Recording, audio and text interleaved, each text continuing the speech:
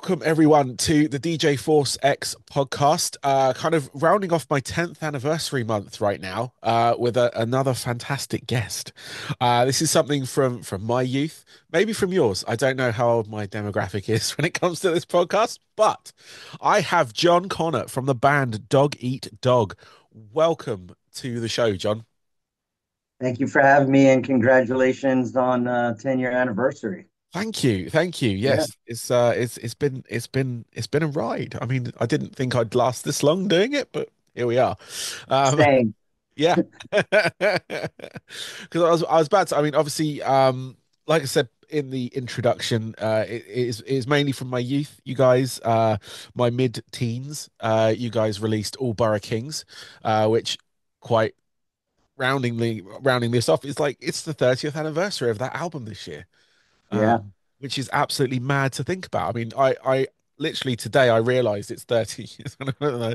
And you know, when you kind of, I don't know if you feel it, but I had a few more grey hairs just kind of, appear in various places. Yeah, there we go. um, but you guys have been releasing music since, so this is something that is fantastic. I mean, you followed up All Borough Kings with Play Games. You released Amped after that as well, and then there was a bit of a gap. Bit of a gap. You released an EP around 2005, 2006, and then Uh, the LP was Walk With Me in 2006. yes, And then 2015, we put out an EP on our own, which later turned into a Metalville release with a few more songs on it. nice, Yeah, excellent, excellent. And there were some gaps there for sure there was with there was, no there was some output. gaps, and then you hit us Yeah. with Free Radicals last year as well, which is a Yep. very fun album. I love it. There's a couple of tracks on there I really love. Lit Up was, I think, the first one that I heard from the album release on Yep. that. But I love At Joe's, um, Nice. and Man's Best Friend as well, because I have dogs. I love my dogs. Um, and it hit me. It's It hit me there. Yeah, that song has a potential for a wide demographic. There's a lot of Yeah. dog lovers out there, so Yeah. um, we find it goes over very well live too. People enjoy that song in the set very much. Fantastic, fantastic. And I did actually miss you guys earlier this year, because you were in the UK. You Yeah, played, I think, a couple of dates on the, it was the 30th anniversary, and you kind of mixed up the 30th anniversary with the Free Radicals tour. I can't remember what yep. it was called. But yeah, you've just come off that tour again in Europe as well. Um, We had a spring leg, and we just finished the fall leg of European dates. Yeah. nice, nice. And how's that been for you guys? How was the reception overall for that? Really fun. We had a great tour. We linked up with a couple of bands that we didn't know prior, so you never know how it's going to go in those situations. But we've had a pretty good track record of that, and we couldn't have been happier. The band Sudden Waves from Canada, it was their first trip ever to Europe, so they were just very eager to explore and have fun. And for some old veterans like us, it was nice to see touring in Europe through a band's eyes that were first timers. And then we linked up with our label mates, Vlad and Tears, for 11 of the 16 shows. So we all kind of, you're on a bus, 19, 20 people, and you start learning about each other's lives Yeah. and find out about the humans behind the music. And that's always interesting and it makes touring unique for us. Yeah, I was gonna say, I mean, 20 people in the band, that's crazy. I remember, like, I say this all the time on the show. I used to be in a band many years ago, and I went on tour buses and all that kind of stuff, and Yeah, um and yeah, sharing it with people you don't know, and like you say, learning about the humans that are there behind the music. I was fortunate sure. enough to tour with a band that I held in high regard, Mm, at that time, and we shared a bus, which was, we were a new band at that point, and it was just, yeah. it was crazy because it was like these guys are like three albums in, doing very well. We had just released our first album, and it was like we had a little bit of momentum going, but it was just really nice to connect with those people away from the music, like because obviously I I'm appreciate sure it was. but yeah, it's yeah, it's a magical thing, especially when it goes well. I've seen it go the other Absolutely. way, so it's yeah, it's not nice when it goes the other way. I've seen it. It never No, happened. no. We put a lot of effort into free radicals and wanted to make sure that, especially in Europe, where people have been so loyal to us and have followed us through the decades now that we've been Yeah, a band, we wanted to make sure that we gave people an opportunity to see some of the album live and also the opportunity to celebrate 30 years of All Kings was something that we couldn't pass up. And yeah, the set list was a mix of the two records. We snuck in the title track from Walk With Me because it's kind of like a long lost dog eat dog album now that's finally starting to see the light of day. For various reasons, it was hard for us to connect that album to our streaming platforms as well. And it's frustrating, to have a long career and not have your music properly in its place. yeah. And now it feels like we're getting closer to that. Nice, nice. I mean, was that one? Because I saw it. It was obviously it was released by Nuclear Blast back in Kind of. It wasn't really right. released Okay. by Nuclear Blast. We actually, our management company at the time created an imprint really for just that one record. It was called Wanted Records. Yeah. Nuclear Blast distributed it kind of Okay. as a favor, but I don't know. I think we there was a original printing of like 10,000 CDs, and I think we sold most of them on the road over the course of, 5 years or something like that. Yeah. Okay.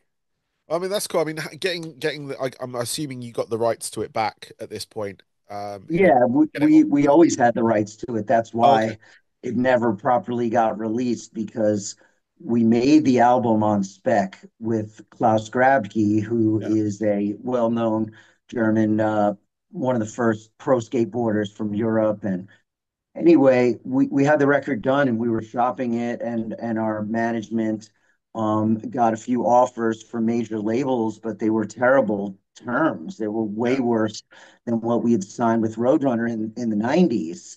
And we all figured it would be a step backwards to make a bad business decision again, Yeah. and decided that the best route was to release it ourselves. We had a good response to it from our fans at the time. The song "Summertime," which was commercial sounding or whatever, got picked Yeah. up and was played on German TV all summer long, kind of as a part of a movie campaign, like the Friday night movies Yeah. Yeah. on mainstream German channels. So we had some momentum from it, but all of that was self-generated. There was like no press, there was no machine behind us. Yeah. Nuclear Blast got it in some stores, but they certainly didn't release it. Okay. A distro deal with them. Okay. Yeah, That's fine. pretty much a handshake distro deal. Yeah. Oh, okay. One of those. Fair enough. So obviously it was an album that passed me by, to be honest, and it's probably that's probably why it would just sort of Not hard. Yeah, not so hard yeah. to imagine that. Because the first obviously Roadrunner, that was obviously it was one of the rock labels or major rock labels from back way back then. Obviously they've been kind of bought out and conglomerated into whatever it is now. But like I used to follow bands off that all the time. You were probably one of the first bands I followed when it was called Road Racer. In fact, it was you Yep. guys. There was Sepultura, um, and I'm trying to think of some other bands. Like later on, there was some more sort of like hardcore bands that I followed Fear because Factory, Life of Agony. yeah, Vision of Yeah, Disorder, another one as well. exactly. Yeah, Madball came out off on Roadrunner Yep. first. And it was like the label to follow because all these great bands were on it, were releasing music, and it was quality. Yeah, Um, and yeah, I was just it was that's how I discovered you guys. I mean, obviously, No Fronts did quite well here yeah. um, as a single. Originally, I remember that being kind of on the radio, on the television, and stuff like that back then. The way It we was. Yeah, music back then, it was glorious. Um, um, and I've still got the original CDs that I bought, singles for it. I've got the remix Nice. singles as well with the Jam Yep. Master Jay remixes and stuff like that. So there was a lot of momentum behind that. And then obviously with Play Games, you released I think Isms and Rocky. Um, I think I've got Rocky. I don't know if I've got Isms. I no, I've got Isms. I do have that as well. So Yep. I've got quite the collection for stuff. Step Uh, Step Right In came out as well, yeah. at the tail end of that record promotion. Yep. Yeah, and obviously like over the years you've been involved in this music industry, and you've had the taste of those major labels. How have you like as a business or even as a musician, like the change that has happened in this last 30 years has been I'm from my point of view crazy. Like just like obviously there was a gap between albums, but how have you like navigated that this time round with Free Radicals? Because obviously this is your first Yeah. release officially in like 17 years, apart from the EP that came before. Right. Yeah. But how, Well, the EP for us was something that we put together in 2015 because we were celebrating the band's 25th anniversary. And so the song XXV 25 was basically kind of like just a story, a love letter to our fans, yeah, something like that. And around that time, our guitar player, Roger Hammerly, we decided, Brandon, Dave, and myself decided that, like, hey, he was working hard and working out, and we wanted to make him a full member. And he was saying, I'm into it, but I want to move forward and not just play old songs. And at that point, we felt energized and we decided we wanted to move forward too. But the EP was just our way of controlling the narrative, yeah, putting it out ourselves, letting it, if it was going to grow, it was going to grow in a grassroots and natural way and not in some campaign or some sponsored ads or yeah, whatever.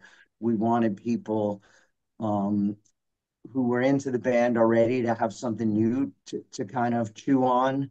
And yeah, also, yeah, we just got the bug for writing, and that transitioned into Free Radicals. And with that record, it took 5 years to finish. We started pre-pandemic yeah, and then had a, year and a half break almost, and continued with the writing slash recording of it. So it really was a labor of love, and potentially our last album. So we wanted to put everything into it and yeah. felt like we had things to say, and we had, some genres to explore, some feelings, or whatever you want to call it, behind our music that we wanted to get out into the world. And I'm proud of the record. I'm glad we did it and finished it. Fantastic. Yeah, because it is quite like when it comes to like songwriting, it has got some variation to it. Obviously, there's a sort of like straight up sort of punk rock type tracks. Sure. A couple of like kind of sing along ones, which are at Joe's kind of felt like that. A bit of the Yeah. OEO, like a bit of Jungle Love in there. A bit of Nice. Morris Day. Um, I love it. yeah, I love that. It was great when I heard that. I was just like, oh my God, this is great. And like, We go. yeah. Yeah. We could oh no, I can't. I could do that. I could do it. Oh wait, no, I'll leave it. But yeah, no, it was great. Lit Up as well was a fun track. But there was some slower tracks on there as well. Like the sort of like oh God, what was it called? I'm gonna have to look it up. Bar Down and Zamboni are kind of Yeah, more, Zamboni. Yeah. yeah, ballady, I guess. Yeah, ballady as far as balladies go. Bar Down, yeah, that was the other one. And Yeah, did you have like some guests on the album as well? Because I heard a female vocalist. we I did. think Yeah, a good friend of ours, Rachel, who's been a friend of ours since prior to the band existing. She really elevated Zamboni just by adding some vocal layers to it. And one of the big influences, in helping shape Doggy Dog's ideals, at least, was the band Urban Dance Squad. And we had Rude Boy, their MC singer, join us on the track Mean Street. And for yeah, Dave and me especially, who started in the 90s and heard Urban Dance Squad's album for the first time, in 1989, when Dave and Sean wanted to start Doggy Dog and they invited me to sing, I didn't want to copy Urban Dance Squad, but I did want to copy their open-mindedness and the Yeah, way that they approach music, and they could be hard rock to hip hop to spaghetti western to blues, and sometimes all in one song. And I like that schizophrenic attitude. I liked the ability to genre bend and to try different things and allow your influences to be seen and to open up, the world a little bit more by bringing some of these influences in the world of the listener. I mean, yeah, and I think we've done that. Even yeah, even with all Borough Kings and Play Games now with 30 years distance on especially ABK. People come up to us every night and say like, "Hey, I was coming of age when I discovered your band. Me and my buddies used to skateboard, or we started a band after hearing No Fronts or Who's the King, or some, little things like that. Or you guys turned me on to Run DMC or to the Wu-Tang Clan or things like that." So, I think having a diverse mindset what was important to this band, and it still is. And that's why there are songs like Bar Down and Zamboni. We're not afraid to go outside the margins, to yeah, get feeling. And that's really what I wanted to do with Free Radicals is I wanted to make sure that I wasn't writing just a bunch of words and melodies. I was trying to put some feeling into the music. And I think we did it. Like, when we first went on tour last fall with Kings Never Die in Grove Street, and we were doing the proper Free Radicals tour without the All Borough King stuff, we played a lot of those songs. And I remember the first night I wanted to close with Zamboni, and Dave was like, "I don't know. We're such a high energy band. I don't know if it'll work." And I said, "Just try it tonight. Let's see how it feels." And everybody in the crowd had the biggest smile on their face brilliant. as the show ended. And I said, "You know what? Let's just go with this." And from then on, we've been closing with that song all year. And it just works out. It just puts Yeah. a feeling in the room that none of our other songs are able to do. And that I really love. That proves to me that, we did make some wise decisions because it works live too. It's not just Yeah, a gimmick or a studio trick.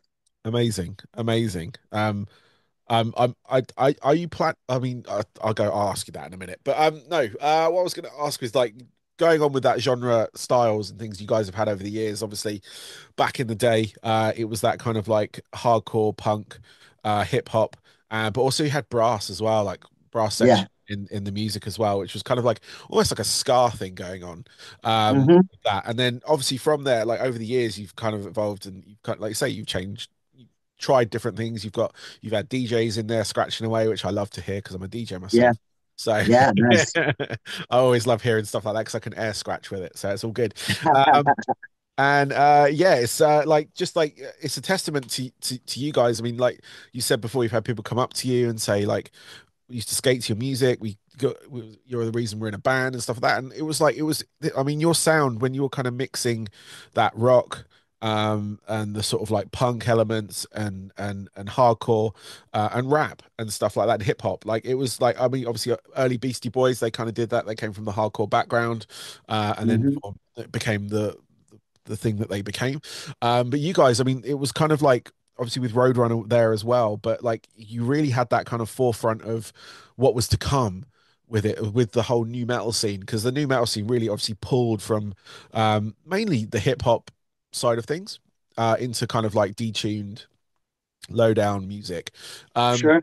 and there are a lot of bands that kind of like that went through that era did very well and but they had the same sort of elements that you had that kind of like party sound with the hip hop the rock and all that kind of stuff and not Yeah. just in the States either there were bands worldwide there was like one in Australia I can think of right now called 28 Days Okay. um who were around for a little bit. I think they released a couple of albums. They're obviously bigger over in Australia than they were elsewhere. I'm good at finding music, so maybe if you've heard them.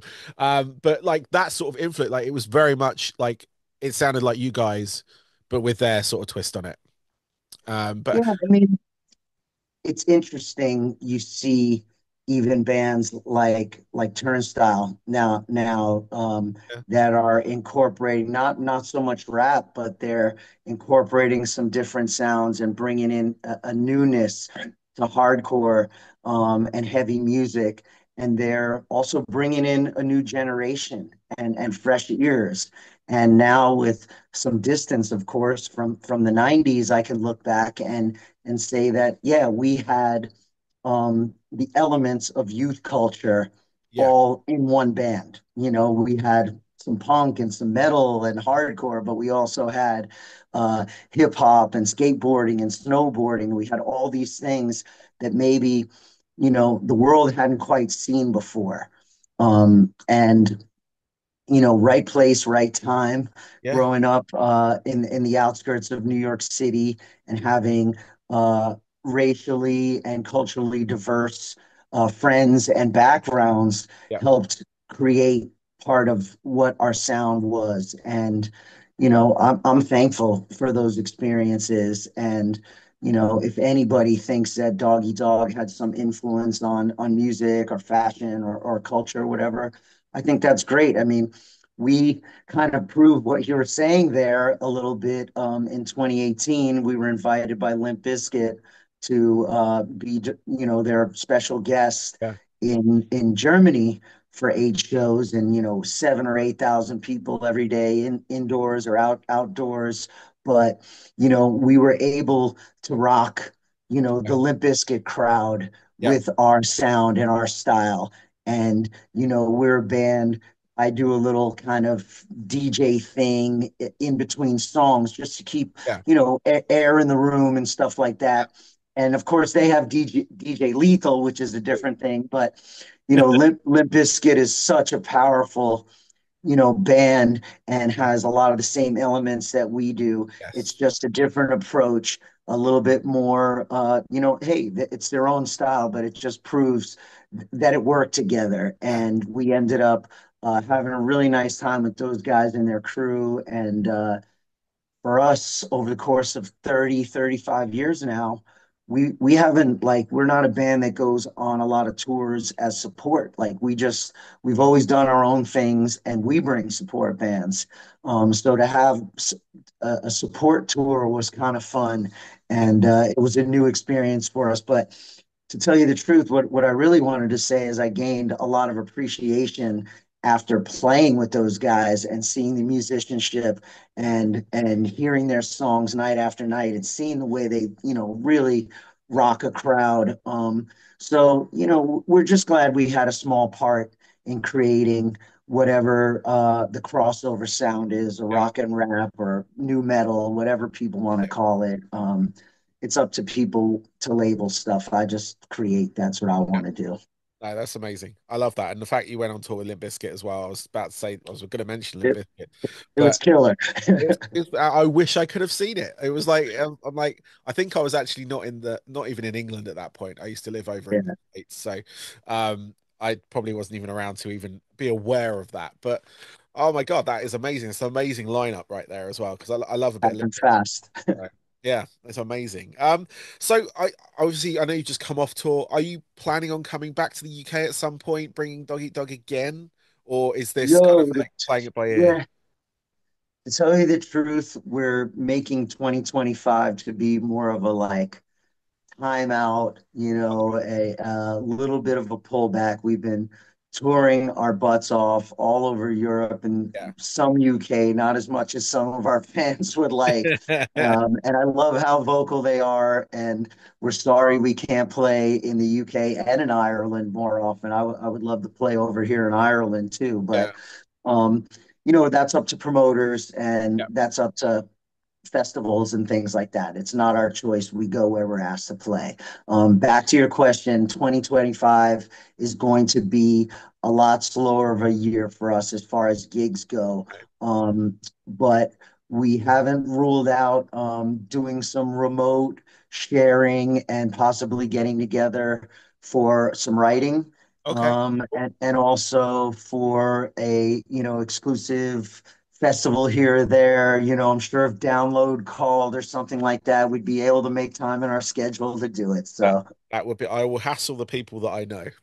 please, please, it's about time. I mean, you know, I think, last yeah, I think it is. It's last UK festival we did was Sonosphere, and that was like really, 2017 or yeah. 16 or something. So, I mean, I saw you yo, we guys at Reading Festival.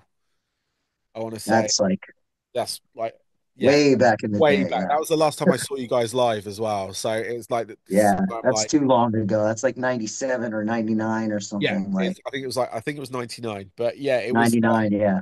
And yeah, I loved it, every minute of it. But yeah, it's been that long for me anyway. And I Well, missed you guys this year. That's totally on me as well because I should be oh, aware of it's all good, man. Um, it.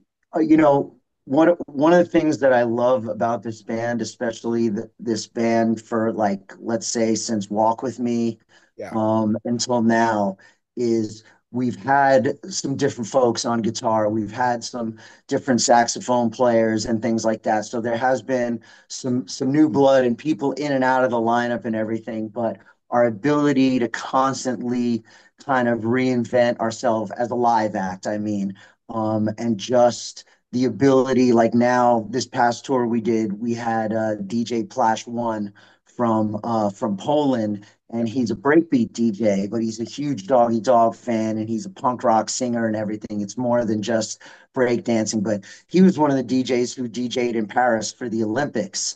oh yeah, So yeah, yeah, so he's on that level, but him on the tour with us doing 16 shows was just incredible. Like we've had him spots here and there over the last like year and a half, but doing a run of full shows, it was just incredible. And having the live saxophone as well mixed in with that, I just thought we hit a new level of execution. And now with Free Radicals and some of the songs that I mentioned earlier, we have the ability to play an 80 or 90-minute set that really takes people on a journey. yeah, It's not just like, I yeah. love all Borough Kings and all that, but it's It is like, full on. 35 minutes of, pretty Yeah, much kicking your butt or trying to. And now like we've got groovy songs, we got a few ballady songs, we yeah, can craft a set to really take a listener and a viewer on a journey over the course of an hour and a quarter, an hour and a half. And that's something that we didn't possess that power back in the 90s. We had the energy to play an hour and a half, but we didn't have the subtleties and the nuances to yeah, be able to, get those moods across actually. And it's funny, even though people still freak out like it's the 90s for Who's the King and No Fronts and all good times and those songs Pull My Finger, when they hear Bar Down yeah, and they hear Zamboni, they chill out and they like yeah, sway with it, or they just enjoy letting the music wash over them rather than having to provide energy, energy, yeah. energy. So yeah, I'm excited about where this band is. Nice. Um, I don't know if you saw any of the announcements before this last tour, but basically I was telling people, look, this may be the last time we come to your city. I'm not saying the band's quitting. I'm not saying, we're Yeah, breaking up, but we are consciously going to pull our touring back, yeah, especially next year. And then moving forward, we're going to have to figure it out. Like the landscape has changed so much, yeah, even in the last 5 years and even the last couple of years since COVID. yeah, It's so expensive to go on the road. A band like us, we had to work 6 nights a week to tour in a bus, and that's with two other bands helping paying the bills and everything. So, you know, it's going to be interesting to see what happens. But I'll say this, I'm so excited about this band. I've never been more excited about the way we're that's playing and the way we communicate with each other. I'm super proud of everybody, um, we really focus and dial in on what we have to do on stage, and it's been a pleasure these last two and a half 3 weeks on tour. We really enjoyed ourselves. Amazing, amazing. Well, I've got a couple of questions left for you, if I may. And I'll let you get on with the Cool, rest. hit me. I got a pub date after this, so Okay, yeah. All right, cool. I won't keep you for much longer then. So these are my usual sort of sign-off questions anyway. So, what I yeah. want to find out from you are three pivotal records in your life.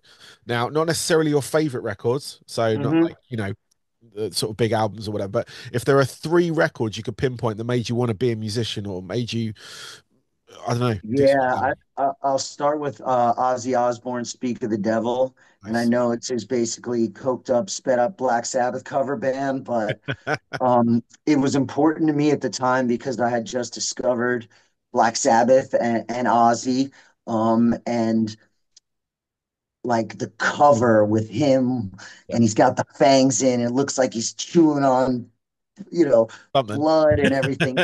Yeah, And I just looked at this record like every time I went in the record shop, it was such a visceral and kind of tactile experience, like yeah, holding albums back then. And so that was a huge one for me, and finally getting it, and coming full circle to when we played Donington, and Ozzy was there, and I got to meet Ozzy finally and everything. That was just such a badass moment. So I'll start with that. cool. I'll say Murphy's Law by Murphy's Law. Okay, yep, Um, just their first album was, I was getting into hardcore, but Murphy's Law showed me that hardcore could be fun yeah, and didn't have to be all serious and, you know, be down, and angsty. It yep, could be just goofy. yeah, You could just talk about you and your friends and your life and or a dog or beer or yep, whatever. Like it kind of opened up that world to me. And man, I'm gonna say, even though I had definitely Run DMC opened the door to hip hop for yep. me, I think Public Enemy, "It Takes a Nation of Millions to Hold Us Back" was Nice. like that was such like when that came out, it was like Slayer Rain and Blood. Like Yeah, nobody ever heard anything like that yeah, before. And I'm not sure if anyone has been since, like with both of those bands, yeah. like, they hit such a high watermark. But that album really, like, I was just really getting into hip hop at that time. And that just cemented it for me. It was such a good album. There's no skips, Yeah, some yeah, some rock, hardcore, metal albums that I listened to. I didn't love every song. I'd skip here or there, but that was just pure energy, yeah. and it lit my world up. So I could give you probably 15 albums, but I'll stick with those No, three. those three are fantastic. Ozzy, obviously, we love Ozzy here in England. Murphy's Law, I haven't heard that name in a long time, and Yeah. that has really like sparked me to go back and listen to them. I think I've got something by them here somewhere as well. Yeah, Uh, their first album, Crucial Barbecue and those yeah, songs. It was just so fun. It just had an element of brotherhood and fun and yeah. skateboarding and like, it was just tailor made for a 16-year-old Yeah. John Connor. Amazing, amazing. And yeah, Public Enemy, that is a fantastic album as well. They Can't go should, wrong. and yeah, I mean, I love hip hop as well. That's my thing. So it's all good. So final question for you. What are your hobbies away from dog eat dog and music in general? What do you do to kind of get away from it? Or, you know, what is your thing?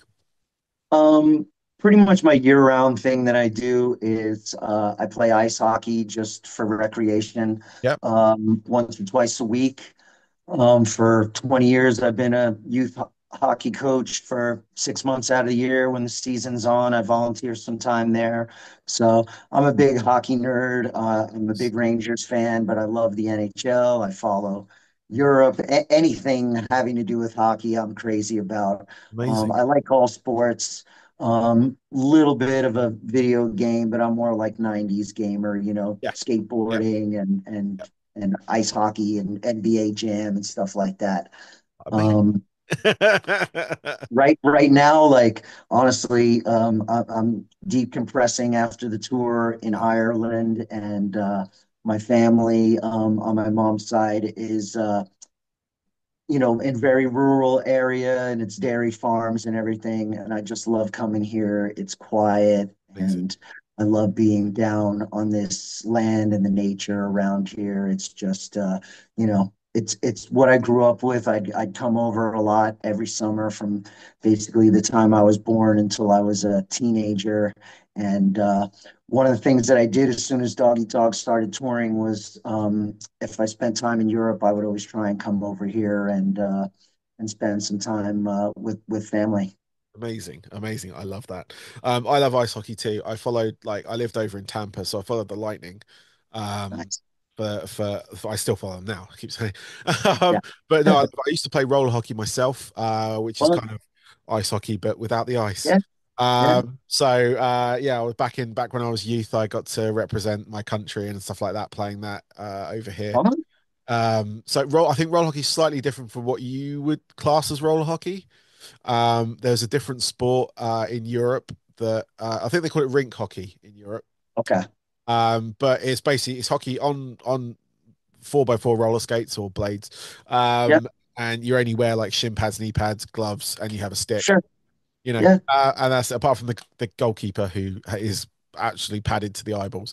Would But would you play with a ball or a puck? a ball, Ball. yeah. So So yeah, it was played in I like just call it ball hockey. ball hockey. Yeah, let's Yeah, do that. yeah. Yeah, leave Love it it. on puck hockey. So, but yeah, no, I dabbled in ice hockey a little bit as well. Just sort of not at the same level because my ice skating wasn't good. I was always good on four by four skates, but not so good on blades. Um, but yeah, back when I was younger, I used to play and I've always loved hockey since, be it other Nice. variations of sport, but ice hockey in particular. I love going to the games. Like here, we've got near me is the Guildford Flames, other sort of like Lovely. big team near us. But I Yeah. saw them play like Sheffield and all that kind of stuff. And like I said, I saw the Lightning play. Oh God, who did I see them play? Edmonton, and loads of other games. But I haven't seen the Love Rangers. it. I never saw them play the Rangers. Um, Uh, but I know the season's just started, hasn't it? yeah. Yeah, so Just getting started. getting the results in as they go. But yeah, no, fantastic. Thank you very much, John. I It's really my pleasure. appreciate the time you have spent with me tonight. And yeah, go off to your pub meeting date, whatever it is. Um, especially in Me. Ireland, you're going to need a couple of days after it to recover. Yeah, yeah. Hanging with the cousins. Yes, yes, exactly. Well, thank you very much, and have a fantastic rest of your evening. I appreciate your interest, and it's great talking to an old fan and now a new friend. Yes, thank you very much. Bye bye.